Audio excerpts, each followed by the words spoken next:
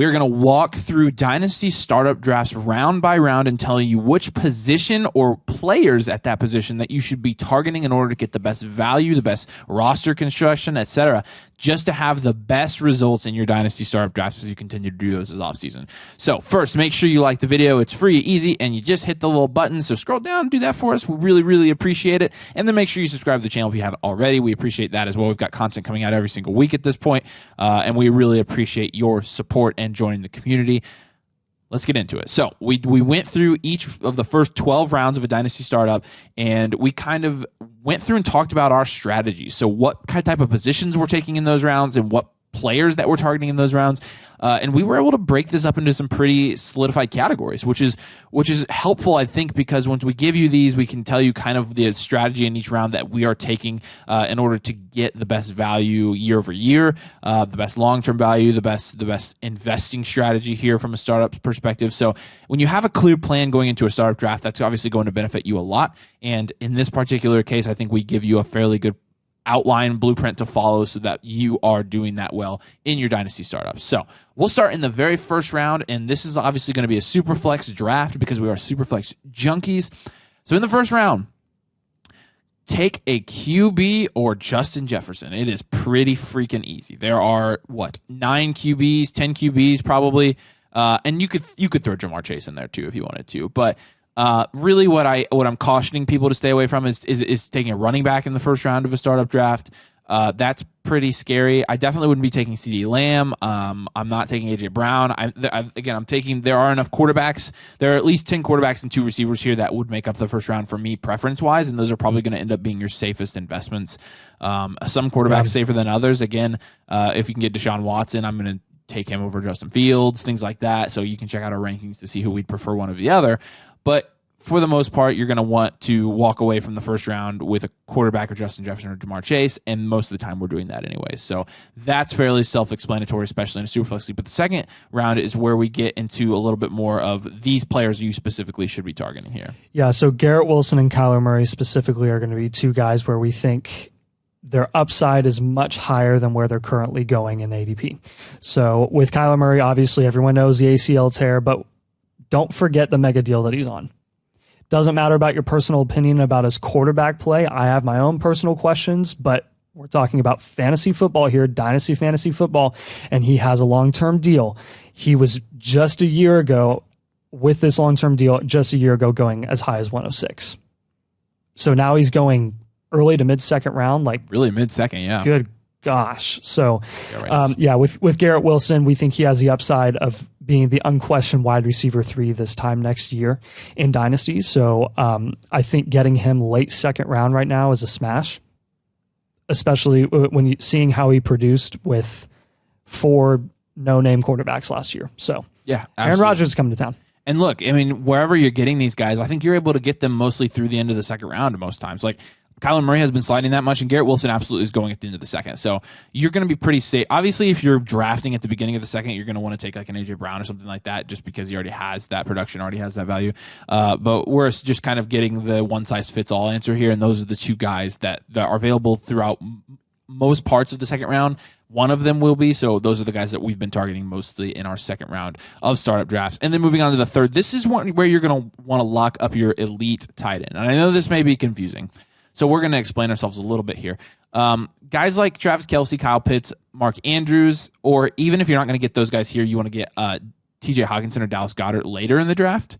When you look at historical ADP data for Dynasty leagues, when you look back to 2017, 2018 startup drafts and what the startup ADP was like, and you compare that, say, okay, we're going to pull out the best investments in hindsight from 2017 and see what we should have invested in to get the best return in value 5 years later.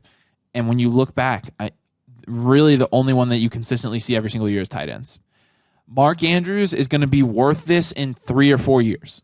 So will Kyle Pitts, granted that he obviously has to keep producing or continue to produce at the level he did his rookie year. But even Travis Kelce, in the amount of points he's going to score, is going to give you a good return on investment.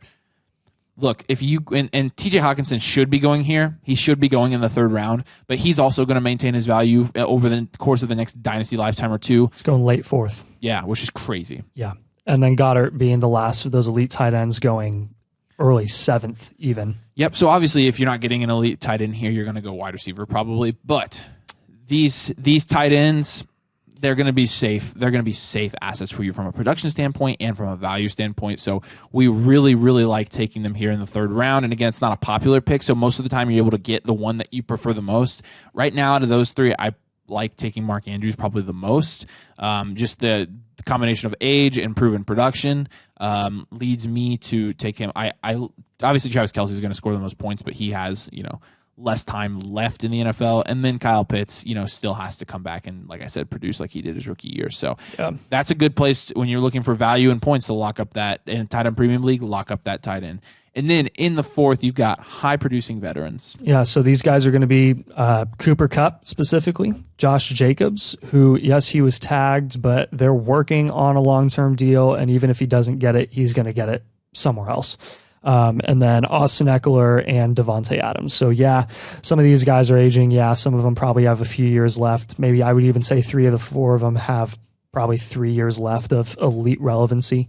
And it's worth it.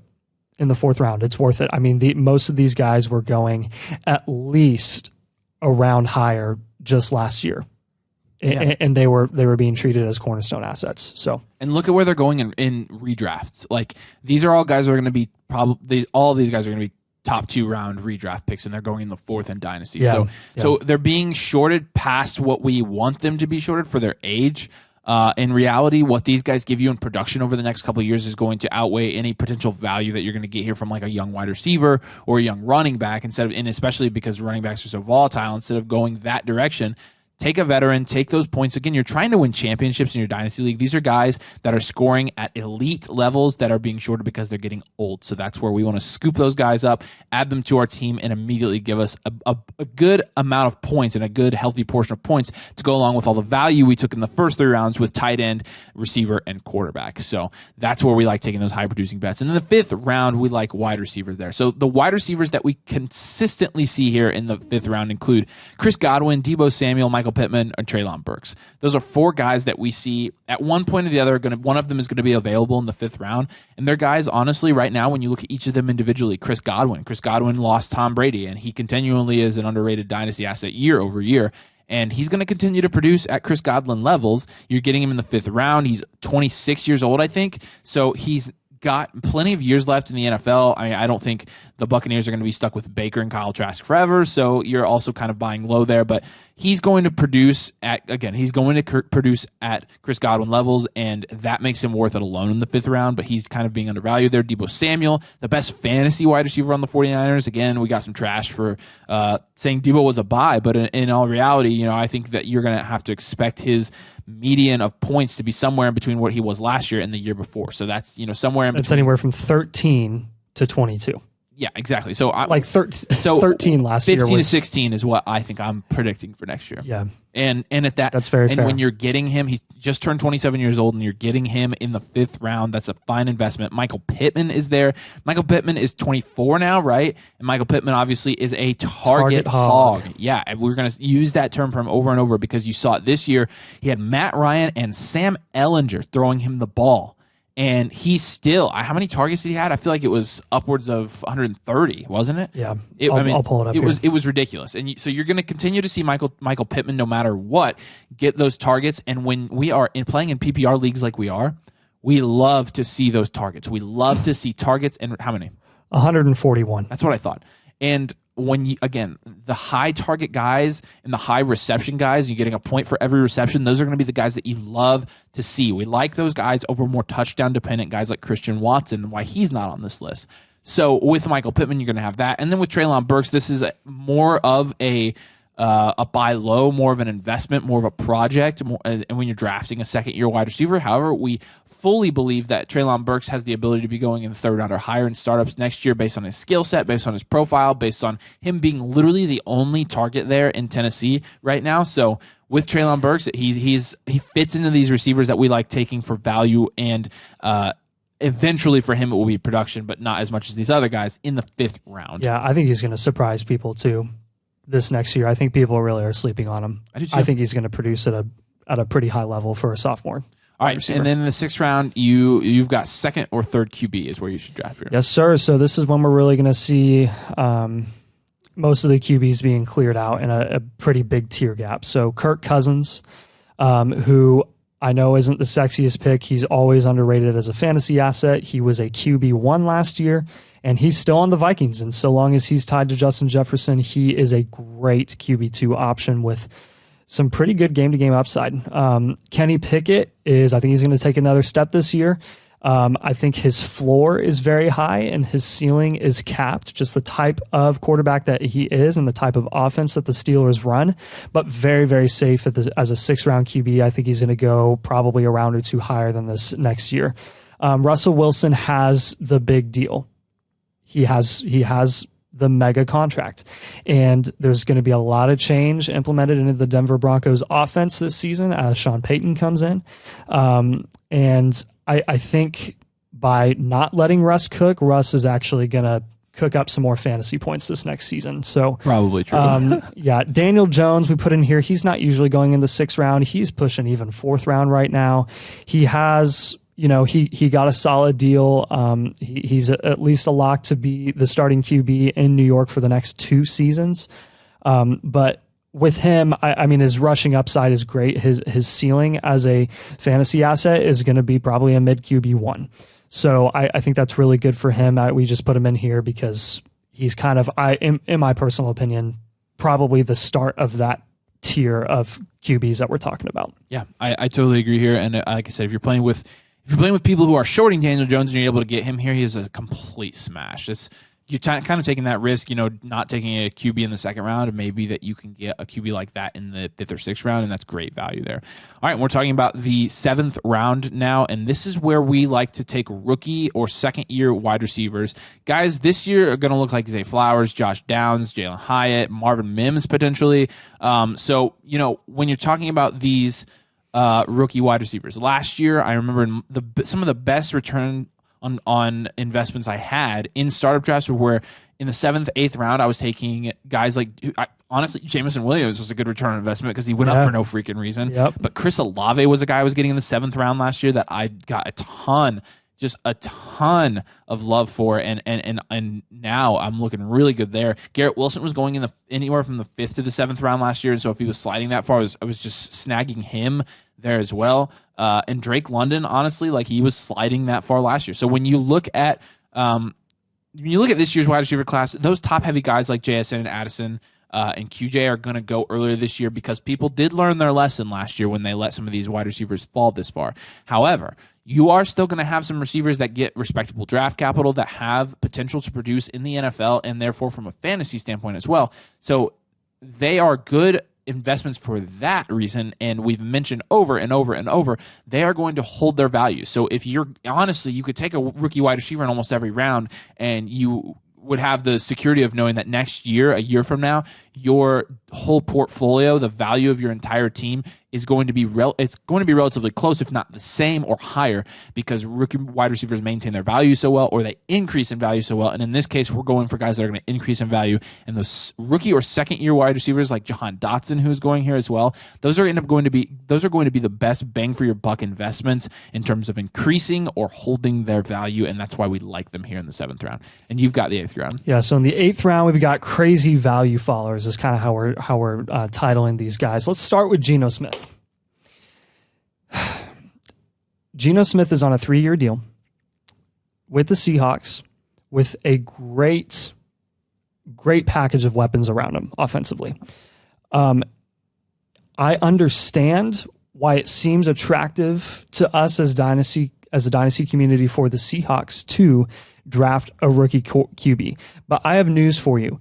Actually, a majority of rookie quarterbacks that go in the 1st round end up not hitting. A lot of them end up being busts. It is hard. It is so hard to find the guy at the quarterback position in the NFL. If it were as easy as we think it is to just, draft a rookie quarterback and replace your mediocre QB, then NFL teams would be doing that every single year, and they would have found their elite QB pretty quickly. there's probably a reason why teams like to hold on to these safe assets like Geno Smith, like Kirk Cousins, like Derek Carr, heck, even Jimmy Garoppolo, is because it is less likely that they hit on a rookie QB than if they just hold on to the guy that they have and make a run in the playoffs potentially. That's why he got paid. Yes, that's why he got paid. I think it's possible that they draft a QB in the later, maybe the second round? Yeah, probably. I think they could. Hendon Hooker is a guy that I wish they would draft. I think that makes a lot of sense for them. But I'm not going to put my money on it. I'll put my money on Geno Smith, who has the actual deal, who's tied to DK Metcalf and Tyler Lockett, and has Kenneth Walker supporting him in the backfield. Boom. He was a QB1, guys. A QB1. And he's going in the 8th freaking round. Next is Christian Kirk. He's a wide receiver 1 in his own offense, tied to an elite producing quarterback in Trevor Lawrence, and we're still hung up on Calvin Ridley, who hasn't played football in 2 years. Doesn't mean I think Calvin Ridley's a bad receiver. Doesn't mean I think he will be bad going into this season. I think he'll be a great weapon. Who has been tied to Trevor Lawrence longer? Who has experience with him? Who has It's Christian the deal? Kirk. Who has the money? Christian Kirk has the deal. Yeah. Next up is DeAndre Swift, who, again, if you're getting DeAndre Swift in the 8th round, he's falling. I'm seeing him go more in the 7th, but if he's falling to the 8th round, oh my gosh. This guy is a guy who has elite. He's an elite catcher of the football.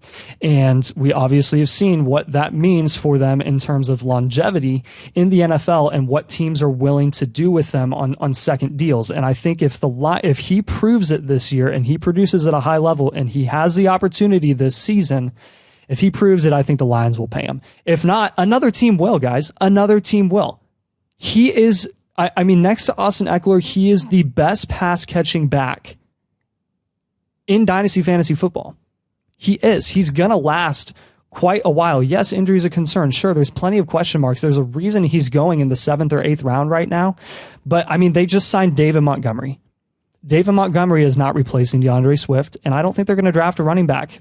I don't think they are with that signing. So Miles Sanders is another guy who has the deal. He's on a 4-year contract in Carolina. 4-year contract. He's a running back 1 there. This is a smash buy for me here for Miles Sanders, 7th, 8th round. In the 9th round, you're going to go the unsexy picks, and that's going to be the production vets again. And look, I'm talking about guys like Mike Evans, Mike Williams, DeAndre Hopkins, David Montgomery. Even though we like Swift, Montgomery's probably still going to get enough work to produce next year. Alvin Kamara even. And you know, Alvin Kamara, if he didn't have legal issues, he would be going 2 or 3 rounds higher than this. So these are guys that are falling for one reason or another. But for example, Mike Evans. Mike Evans has produced as consistently as any fantasy wide receiver we've ever seen, and he's still being shorted every single year. He was shorted last year. There's questions for him every year, and he always laughs in your face and puts up 1,000 yards. And I know that the totality of his points are skewed in part because he had 1 or 2 really, really big games. And I understand that. However, one of those games was in the playoffs, wasn't it? One of Mike Evans games? Possibly, yeah. Check. So, I mean, that alone makes it worth it. But at the same time, I mean, he was getting consistent targets to continue to. In the 9th round, you guys are talking about very little investment. Proven veterans like that who you know have a better shot of producing are going to help, again, add points to your team, and you're trying to win your Dynasty League. Even though you're playing Dynasty, you still win the league by scoring points. So you have to think about guys like Mike Williams, who Mike Williams still... he obviously struggled last year, I think, with a lower leg injury, but Mike Williams is still tied to Justin Herbert, and he's still going to be in the Chargers offense. And as long as that's true, I think you have to consider Mike Williams a good flex piece. These are guys that you're looking at flexing. And when you're talking about flexing guys, I mean, if you're really trying to win your league, you're not flexing young, unproven assets, young running backs, young wide receivers. You're flexing these guys like DeAndre Hopkins. DeAndre Hopkins last year, you saw, and when he played, he was incredible last year. So he obviously has not fallen off that cliff yet. He is on the older side, but I think he's going to go somewhere where he's going to be used extremely heavily, and he's going to continue to produce at an extremely high fantasy level as he has his whole career. David Montgomery, again, like with Monty, I think that there are people that are shorting him a little bit too much. I think you might be one of them, but I think Monty gets a fair amount of red zone work there. I think he'll get red zone work. So I think he's good enough to where he's going to be flexible. He'll be a good flex because he can score up to 15, 20 points a week, hit and miss. Do I think he's going to be consistent? No. And I like Swift better as an asset. However, Monty's going to be good there. And Kamara, when Kamara comes back, Kamara offers you. I know he's trending down, but he's still going to offer you 10 to 15 points a week when he's back and he's with the Saints, and they're still going to use him like that, I think. So the production vets are what you're going to go for in the 9th round. In the 10th round, you're going to want to get second or third QBs again. Yeah, second or third QBs. These are going to be the last of the dying breed. That's Rodgers and Stafford mainly. And then Derek Carr. How is Derek Carr being tied with these older guys? Like he's so much younger than them. Again, he has a deal. His production is fine. It's not as good as Kirk Cousins or Geno Smith, but he's still a high-end QB too. And the nice thing about him is he supports some pretty solid production at the wide receiver position. He supported Devontae Adams last year. He'll do the same thing for Chris Olave this year. If you're getting him in the 10th round, that's a smash. There's not really anything else I have to say about that there. Rodgers and Stafford, the obvious question marks are how much longer are they going to last? That's valid. That's fine. It's still Rodgers and Stafford. Plenty of volume there.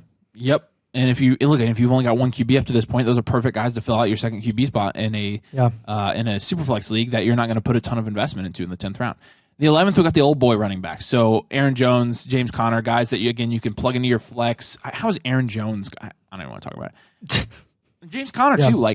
These are both starting running backs that are going to produce at a high level. You're getting them in the 11th round. Take your old boy running backs in the 11th, and then wrap it up in the 12th round here. 12th round, this is really 12th round on is when I'm going to be I'm just going to start smashing all these rookies where we don't really know what their draft capital is yet. We don't really know. Even post NFL draft, once we do know their draft capital, a lot of these guys are going to fall. Rookie wide receivers and rookie tight ends specifically. These are guys who rookie wide receivers maintain their value going into their sophomore season, and rookie tight ends just have a ridiculous value skyrocket for no reason when they don't really produce at all. So these are the guys in the later rounds that you can package together in the future. You can end up market value positive by moving them off your team or even hitting on a couple of them for sure. That is possible. Let us know in the comments what you do differently. Let us know how you approach these startup drafts or some of the values that you found in different rounds, because this is not a one-size-fits-all strategy, but this is the strategy that both of us tend to gravitate towards, so we figured we'd share that with you in this video. And so because we did that, make sure you like the video and make sure you subscribe to the channel. If you aren't already subscribed, you're missing out. We've got Dynasty content coming out every single week centered around all kinds of things in Dynasty and going to be centered around the draft soon as that approaches. Yeah. We're excited for that to be over as well, so make sure you subscribe and make sure you head over to our locals page. It's where all of our exclusive content. Yes. If you've made it this far, you got to laugh at me for completely fumbling my words. As always, we appreciate you watching and listening. Thanks, guys, for joining us. We'll see you later.